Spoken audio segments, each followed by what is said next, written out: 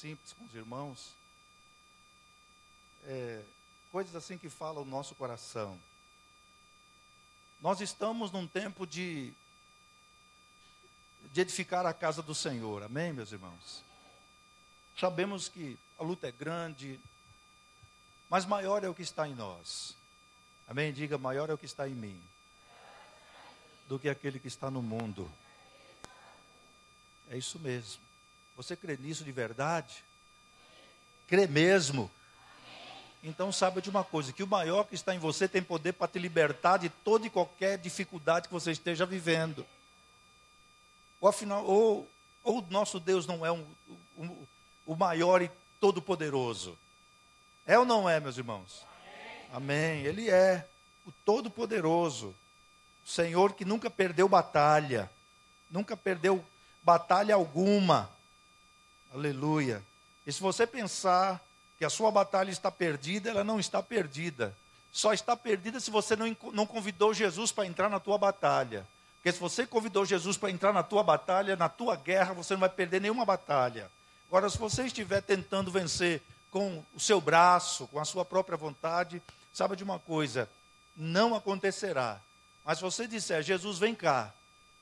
Jesus, vem aqui, resolve esse problema, me dá sabedoria, como resolver esse problema? Eu digo para você uma coisa, você será vitorioso em nome de Jesus. Então eu iniciei dizendo que nós estamos num tempo de edificar. Igreja em célula, não vou dizer complicado, mas o trabalho é dobrado. O trabalho é dobrado no que diz respeito à oração, no que diz respeito a jejum, no que diz respeito a buscar vidas, a buscar pessoas para o Senhor. É todo um processo. E não é fácil porque esta é a obra genuína do Senhor. Esta é a obra de Deus. Estamos na célula e lá também nós nos reunimos como igreja. E nesta reunião que nós temos nas casas, nós queremos a manifestação da glória de Deus. Nós queremos a manifestação do poder de Deus. Não queremos por menos, queremos ver maravilhas acontecendo, queremos ver pessoas sendo libertas, aquelas que perseveram, que realmente desejam a libertação do Senhor em suas vidas, que creem, eu digo que o Senhor liberta. Porque a Bíblia diz que é pela fé, acabamos de cantar agora, não é mesmo? Pela fé você pode mudar, pela fé tua família pode mudar, pela fé no teu emprego pode mudar, pela fé você pode mudar, se você crê que Deus tem poder para transformar a sua vida. Agora, se você acha que Deus é um deusinho o Deus que você serve é um deusinho meia boca, provavelmente não acontecerá coisa alguma na sua vida. Mas eu quero te dizer que se você crê, coisas extraordinárias acontecerão. A minha Bíblia diz, e a sua também, no capítulo 11 do Evangelho de João, que se crermos, veremos o quê? A glória de Deus. E a Bíblia diz, Romanos 11:6, que sem fé é impossível agradar a Deus. Que aquele que se aproxima do Senhor, aquele que se aproxima de Deus, deve crer que Ele existe. Você crê que Deus existe? Para você, Deus é um ser real, todo-poderoso, ou uma história de carochinha que inventaram para enganar os bobos? Eu creio que não. Você crê que realmente Deus é real? Diga, Deus é real para mim. Glória a Deus. E se Ele é real para você, tome posse disso e viva isso cada dia, em nome de Jesus. Então eu dizia que nós queremos a glória de Deus. Nós queremos a manifestação do poder de Deus. Nós queremos ver coisas extraordinárias acontecendo. E muitas vezes nós achamos que estas coisas só acontecem em determinados ambientes. Eu quero dizer para os irmãos que aquilo que cremos acontece no lugar onde estivermos. Se você estiver no lugar certo, aquilo que você precisa acontecerá. Porque tem pessoas que andam mar e terra e ar para que alguma coisa aconteça na vida dele ou na vida dela. Mas eu quero te dizer uma coisa, onde você estiver, onde Deus te plantou, é ali que você vai receber a bênção. Diga, eu receberei minha bênção onde Deus me plantou. Amém? Então não adianta você se arrancar daqui e se plantar em outro lugar. Será só sofrimento. Será só sofrimento. Então tem que ficar plantado neste lugar. Ah, mas não chega nunca. Não chega nunca porque você está com muita pressa. No tempo de Deus chega. No tempo do Senhor chega. A libertação, a renovação, a restauração pela manifestação da glória de Deus.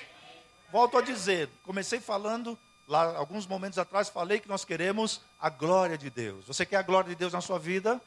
Porque eu quero a glória de Deus na minha vida. Eu quero ela. A glória de Deus é maravilhosa, amém, meus irmãos?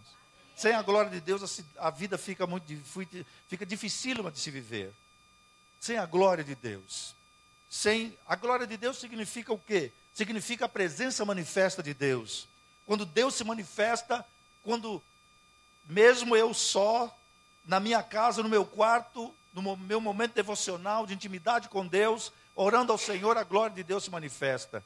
E quando nós como igreja estamos juntos, também a glória de Deus se manifesta em nosso meio, amém?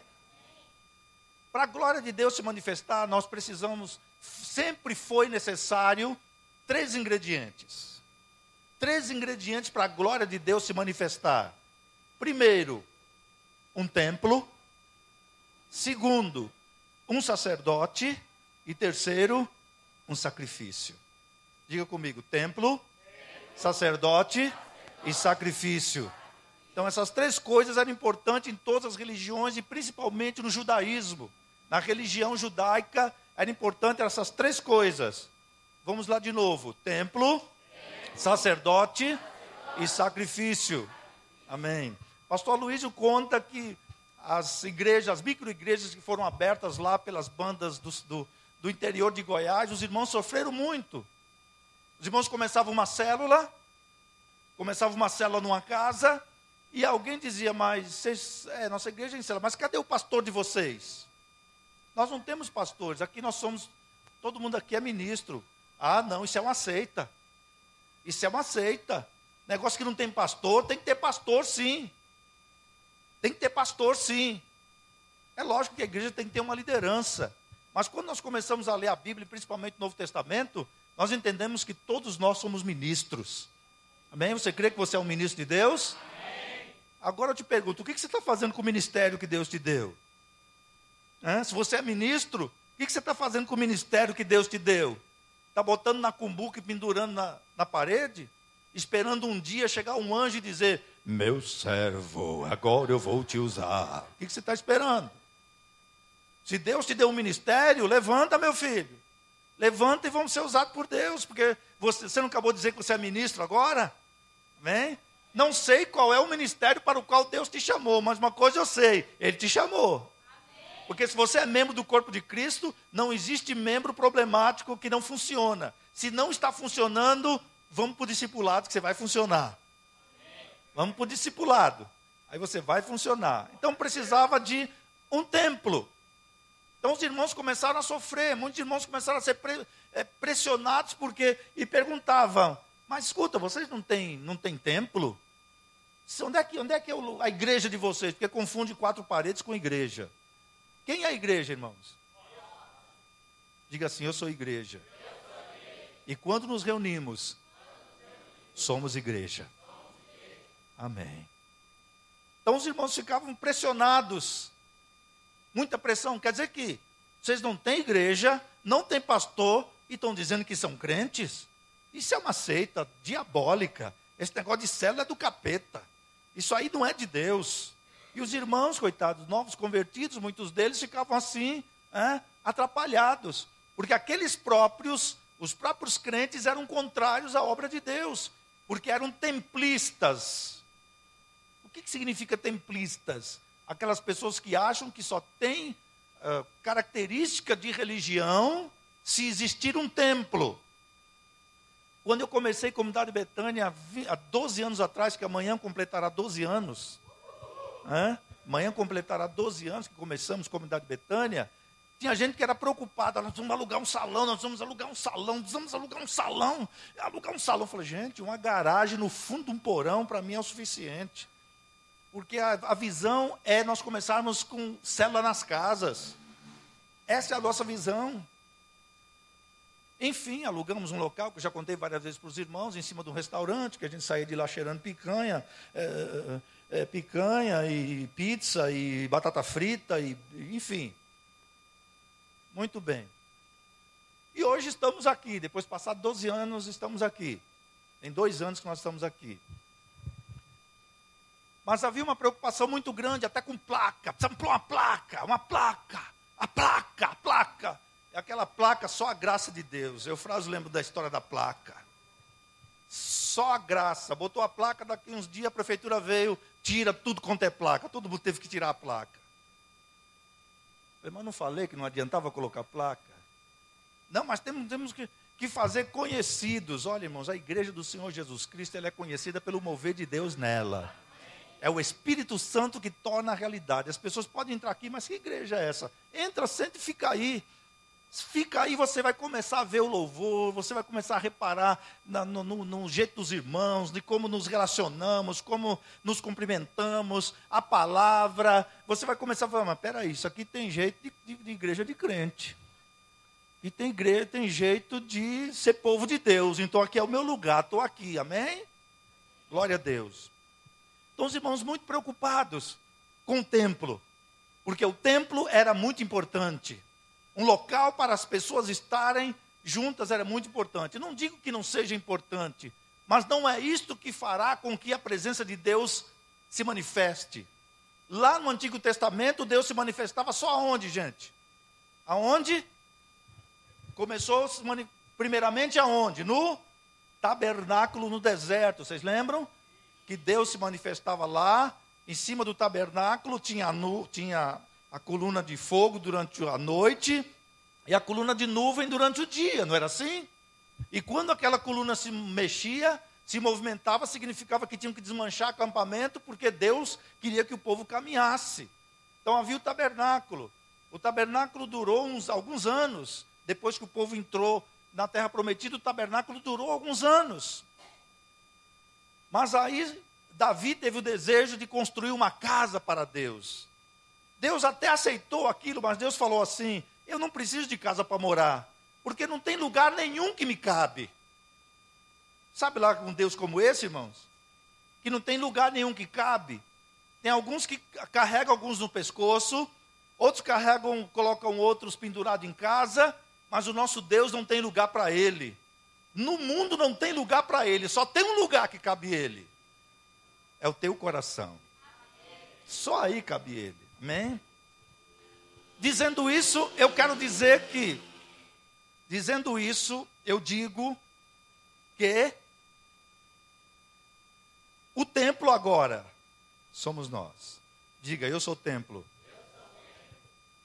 Porque a palavra de Deus diz que Deus não habita em templo feito por mãos humanas. Pessoal, vamos inaugurar o grande templo. Inauguremos o grande templo. Não existe mais isso, irmãos. Porque agora o templo somos eu e você. Que o próprio Deus fez com suas próprias mãos, pelo seu Espírito. Fala, Deus me fez o seu templo pelo seu Espírito. Então, se quisermos agora a manifestação de Deus, nós já temos o templo. Porque agora nós somos casa de Deus. Quando nós formos embora daqui, Deus vai embora com o último. Que fechar, tal, apagar as luzes, fechar a porta e ir embora, Deus vai embora. Deus vai ficar fazendo o que aqui? Responda para mim, o que Deus vai ficar fazendo aqui dentro? Vamos falar, não, o altar é santo. O do meu coração tem que ser santo mesmo. O altar do meu e do seu coração tem que ser santo. Diga, o altar do meu coração tem que ser santo. Porque nele está o Todo-Poderoso. Aleluia. Então nós somos templo agora do Espírito Santo. O segundo ingrediente que precisava era de um sacerdote. Alguém que apresentasse o povo diante de Deus. Alguém que chegasse diante de Deus e apresentasse. Alguém quando tinha algum problema, quando tinha algum pecado, tinha alguma dificuldade. O que ele fazia? Ele chegava com um animalzinho, puxando o animalzinho pela corda, diante do sacerdote ou do sumo sacerdote, e dizia, olha, eu pequei, eu errei. O que você fez, meu filho? Eu fiz isso, isso, isso e isso. Eu bati na mulher, eu chutei os cachorros, fiz isso, fiz muitas coisas. Falou, muito bem. E o que o sacerdote fazia? Pegava aquele animal, que não podia ter nenhuma quebradura, não podia ter nenhuma ferida, tinha que ser perfeito, tinha que ser examinado antes, pegava aquele animal e a pessoa confessava o pecado, impunha as mãos sobre aquele animal, transferindo o pecado para o animal, e uma faca era dada na mão do pecador, daquele que confessou o pecado, e ele próprio cortava a jugular do animal e derramava o sangue numa bacia, ok? E depois pegava aquele animal, tirava o couro, esfolava ele, arrancava as tripas, lavava as tripas e fazia um bocado de coisa, depois pegava e colocava em cima do altar para queimar. Significando que o pecado daquele cidadão foi consumido. E o sangue? Pegava o sangue, levava no altar, aspergia no pecador, naquele que confessou, jogava o sangue nele, e depois pegava o sangue e jogava nas 4 pontas do altar, assim no chão, como sinal de que os pecados dele estavam perdoados. Era isso que o sumo sacerdote fazia. Oferecia sacrifício de animais. E uma vez por ano, esse sumo sacerdote se apresentava diante de Deus com também o sangue de animais pela nação. Já imaginou quanta matança, gente? Aquele cheiro de carne queimada, o dia inteiro. O dia inteiro. Quanta higiene não tinha que ter, quanta mosca. Mas a Bíblia não conta que lá era cheio de mosca. Que tinha mosca, que tinha que fazer dedetização. Que tinha que jogar SBP, coisa desse. Não tinha que fazer nada disso. Pelo jeito a higiene era muito forte. Não é? Mas agora, meus irmãos, nós não precisamos mais de sacerdotes. Diga, hoje eu não preciso mais de sacerdotes. Porque eu estou em Cristo, que é o sumo sacerdote, e por isso, agora, eu sou também sacerdote. 1 Pedro 2,5 está escrito isso claramente. Também vós, como pedras que vivem, sois edificados casa espiritual, o templo. Ok? O templo. Segundo, para serdes o quê? Sacerdócio santo. Para quê? Agora vem o terceiro ponto, que é o sacrifício. O sacrifício. Diga, eu sou o templo. E também sou sacerdote. Agora veja, você como templo, Deus mora dentro de você pelo Espírito Santo.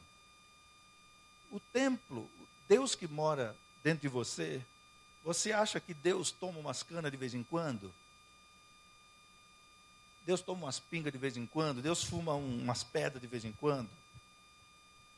É porque se Deus está dentro de nós como templo, Ele não faz isso. E nós também não deveríamos fazer isto.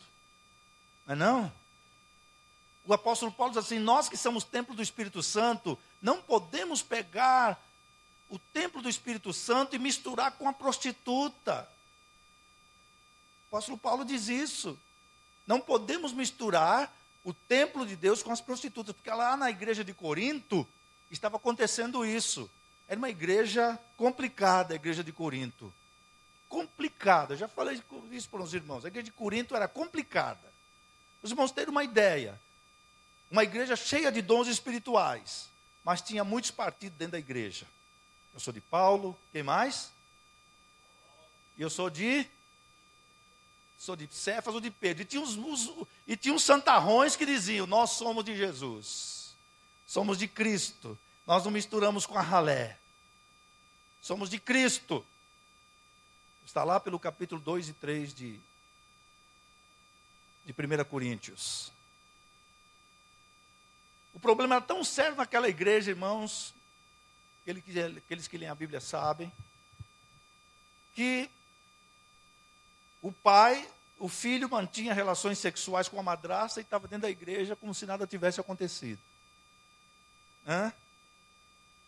Os crentes iam para a ceia, enchia a cara da ceia e todo mundo. Oh, glória a Deus, irmão. O Pai do Senhor, irmão.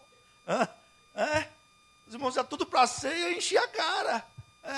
Se embebedavam. Vocês acham que isso é brincadeira? Leia 1 Coríntios.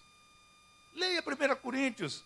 Além de alguns se embebedarem, uns comiam que saía de lá. Me ajuda a chegar em casa. O que foi, irmão? Comi demais. Uns comiam demais.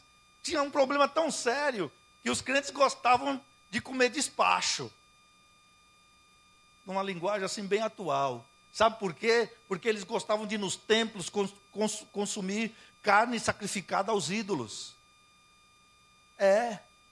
E alguns deles eram tão assim liberais que saía do culto e ia para o templo de Apolo, se deitar com as prostitutas. Essa era a igreja de Corinto. Esses crentes não são salvos não, mas Paulo, quando começa a escrever para eles, diz, vocês são santificados. Nenhum dom vos falta. Vocês estão esperando a manifestação de Deus. Diferente da igreja de Gálatas, aos Gálatas, que Paulo chama eles de estúpidos. Vocês são os estúpidos, começaram pela fé e agora estão acabando pela lei. Começaram pela graça e agora estão acabando pela lei. Por quê, meus irmãos? Uma doutrina errada é pior do que um comportamento errado.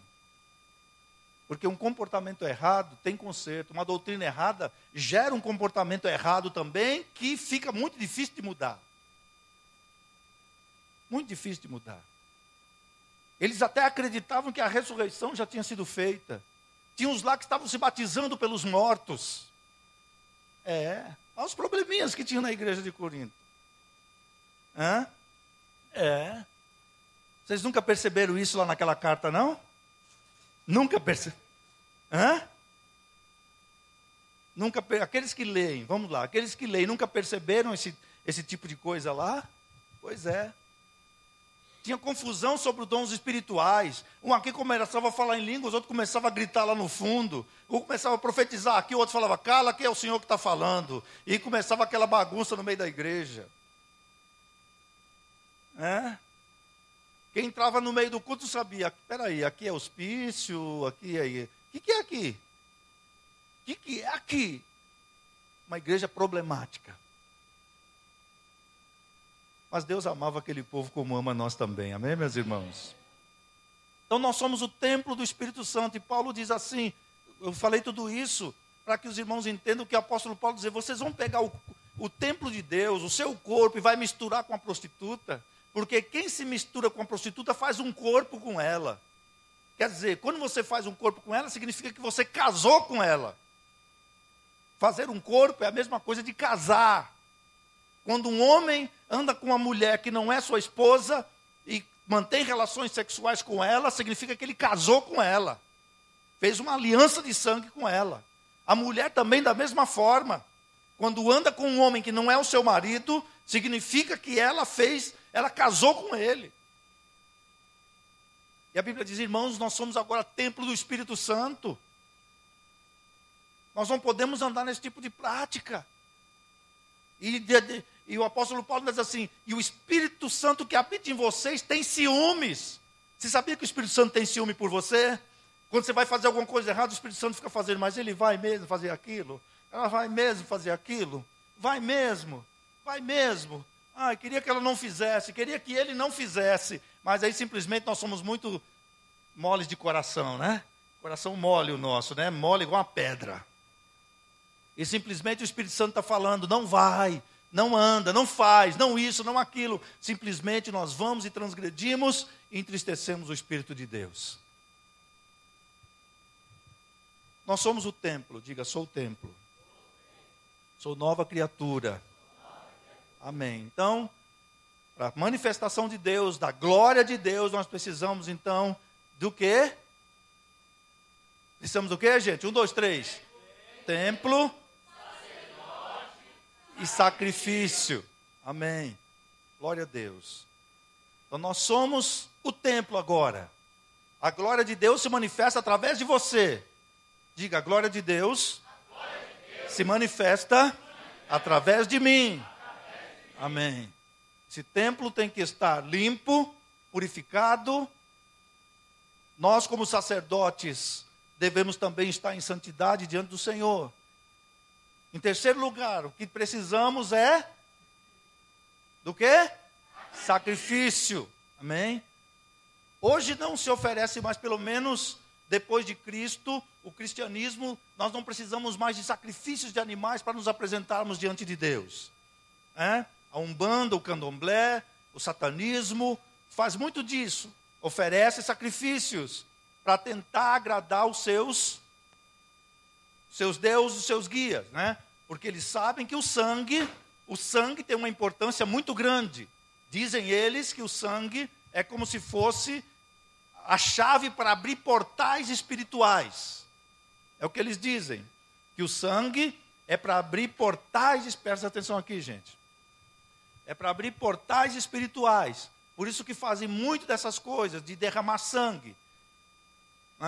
As religiões, algumas religiões que sacrificam, o que eles fazem? Para aplacar a ira do seu Deus, eles fazem vários tipos de sacrifício. As religiões antigas, ou algumas religiões que existem hoje na África, por exemplo, e alguns outros países, se as coisas não estão indo bem, sacrifica-se um animal.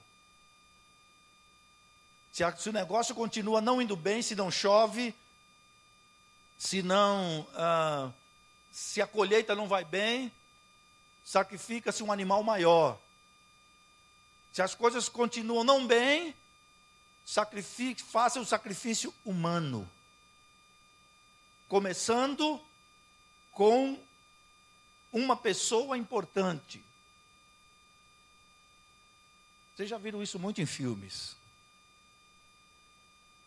Aí depois, se a ira do Deus lá não foi aplacada e também não aconteceu o que eles queriam, eles vão e sacrificam uma criança.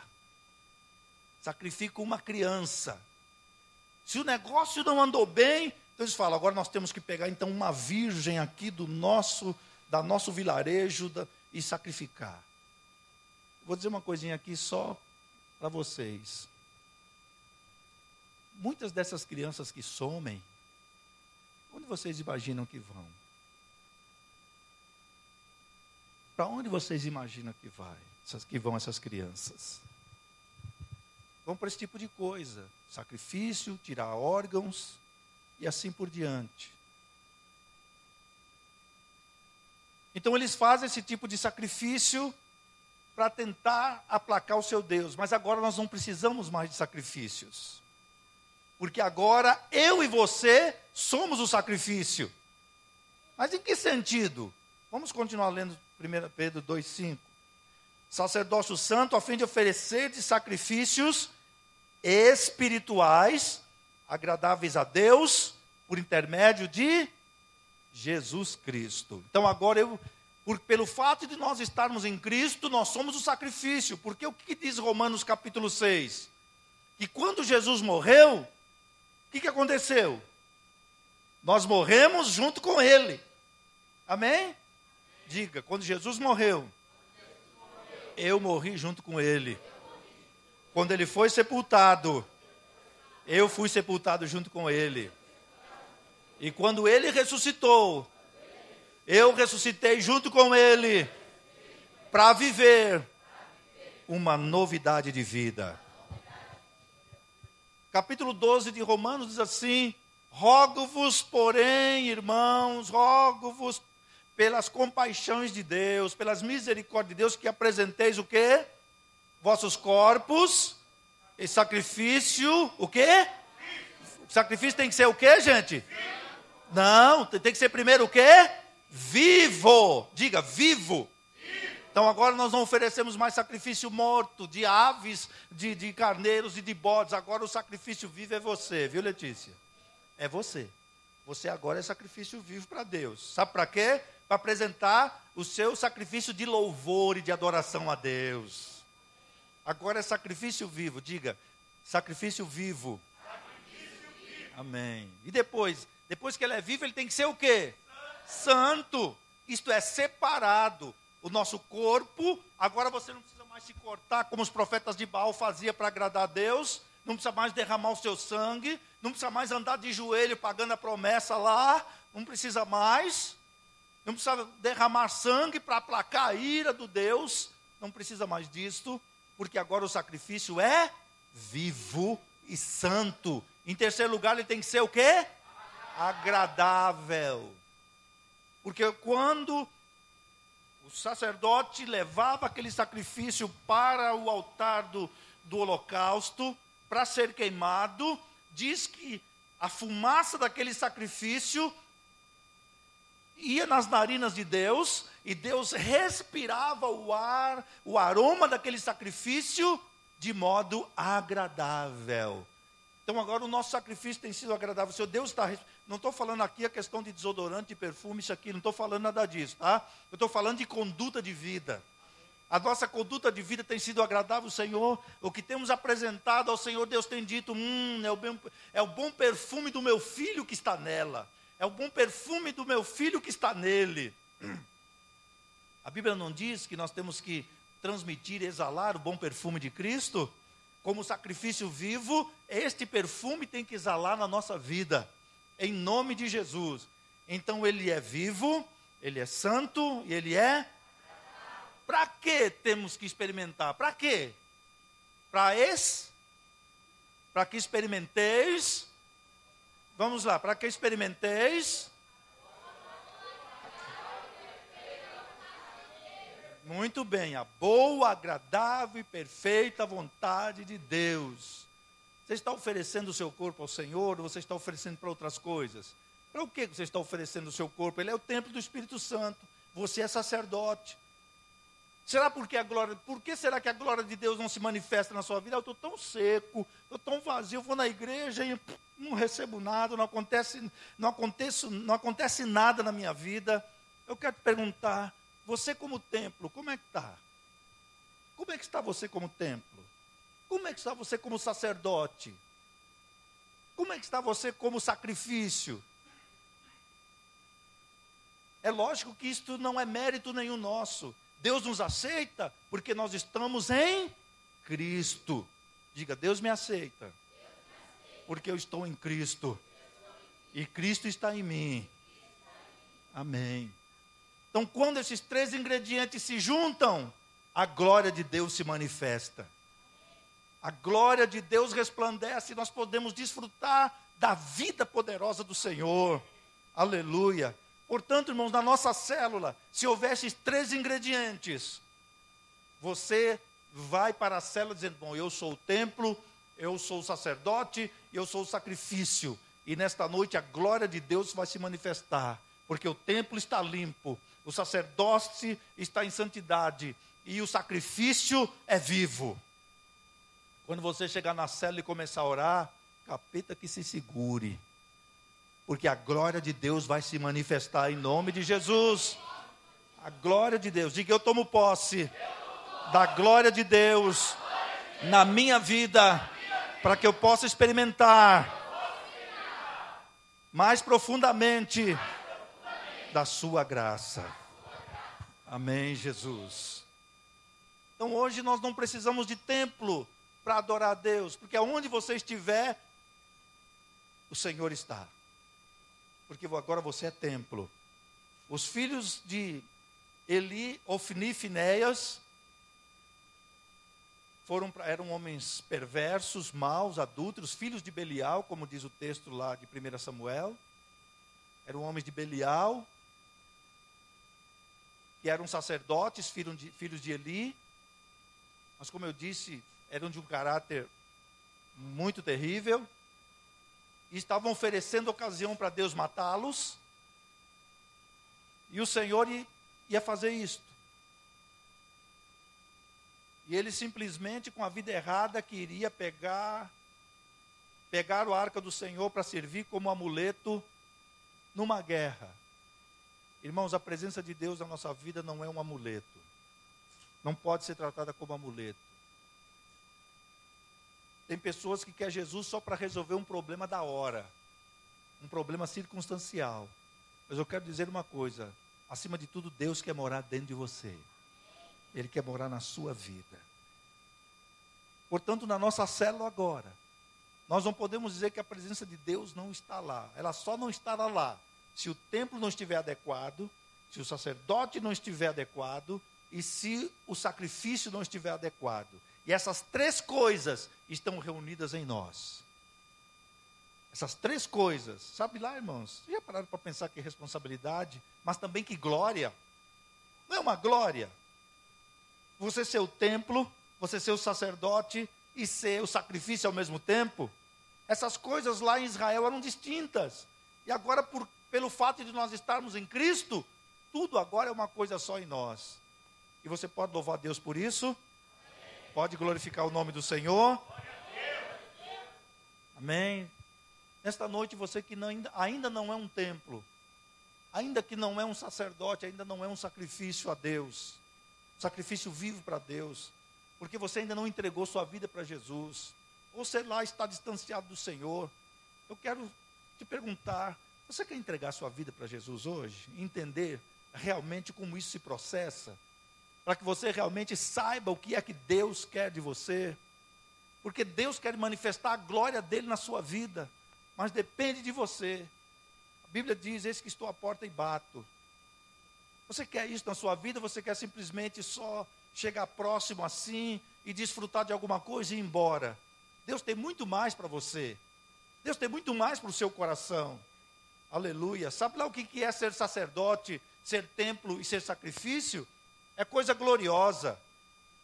Aí no mundo, nas religiões de candomblé e de umbanda, os seres humanos são chamados de cavalo. Lá eles chamam eles de cavalo, o meu cavalo. Já imaginou, irmão? E Deus fala para mim e para você, você é meu templo. Eu não monto em você não, eu entro dentro de você e moro dentro de você pelo meu espírito. Quando eu estava lá na umbanda do candomblé era assim, o meu cavalo, esse cavalo, e batia no cavalo, e jogava o cavalo no chão. E o cavalo sofria. Mas depois eu virei templo. Depois eu virei templo. Agora sou templo, sacerdote e sacrifício. E Deus quer fazer isso na sua vida também. Tem alguém que quer isso? Pode vir aqui em nome de Jesus.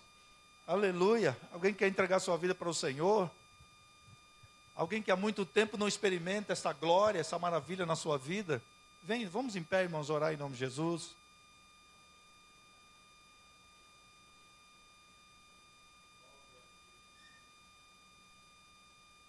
Alguém nesta noite quer isto?